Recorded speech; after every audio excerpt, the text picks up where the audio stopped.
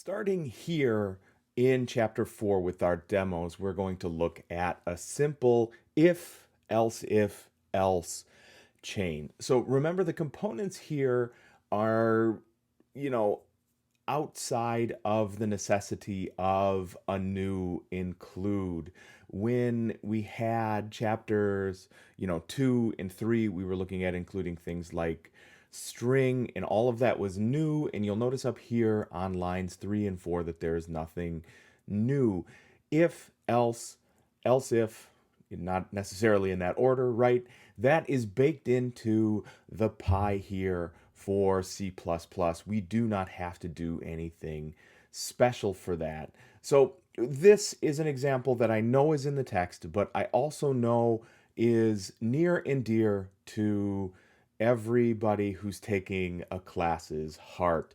The only thing that matters in academia, or so we have told you, is what your letter grade is. I don't personally believe that, but I know that uh, academia has taught you that that's what is important. So here on lines 9 through 12, we have a comma separated list of constant integers that we are declaring and assigning values to. Now, why did I choose constant ints here?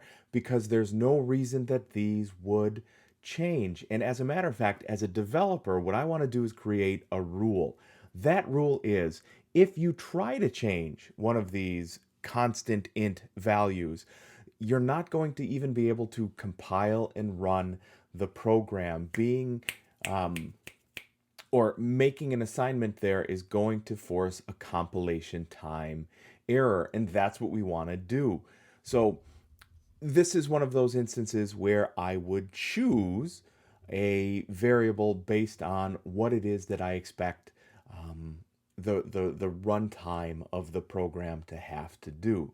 So here I am taking an input from the user on line 17 and 18. We want to know what their score is, and based on that score, 90, 80, 70, below, whatever the case might be, it is going to display a letter value. So here is the first of my decisions there. If test score is greater than or equal to A score, and you'll notice that A score has a value of 90 here on line number 9. So then if that's the case, output your grade is an A. You'll see that on line 24, else if. So if and else if, those keywords there are combined. They are associated together. We could do this with one if statement and then another if statement and then another if statement. But when we use the else if here, there's a continuation of the logic that goes down, down, down, down, down the if else chain here. So you'll notice that the test score is greater than or equal to B score is 80. Well, but what happens if I have, in an input, if I say 90? Well, that's already been taken care of by my if statement.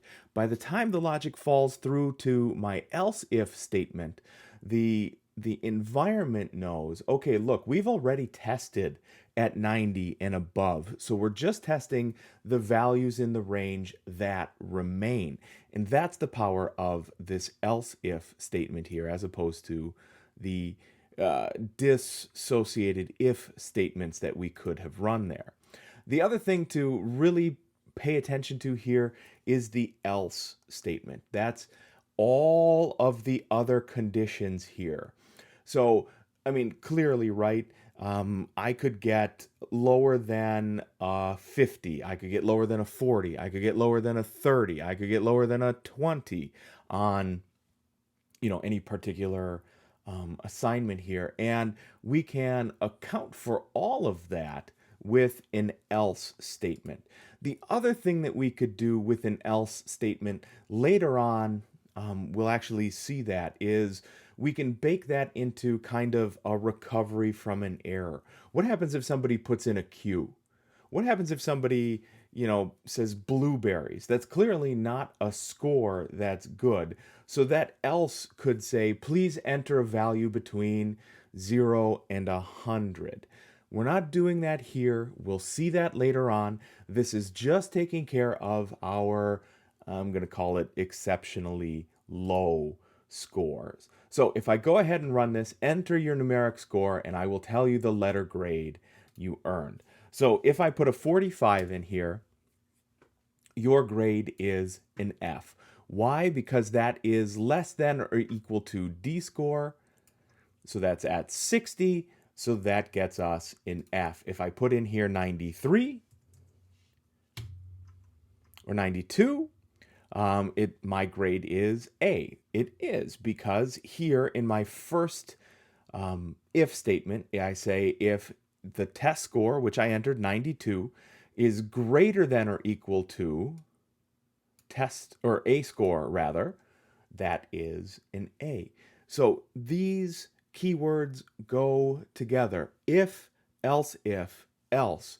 That creates a chain of logic that we can fall down through until we have hit a correct condition for one of our statements to execute.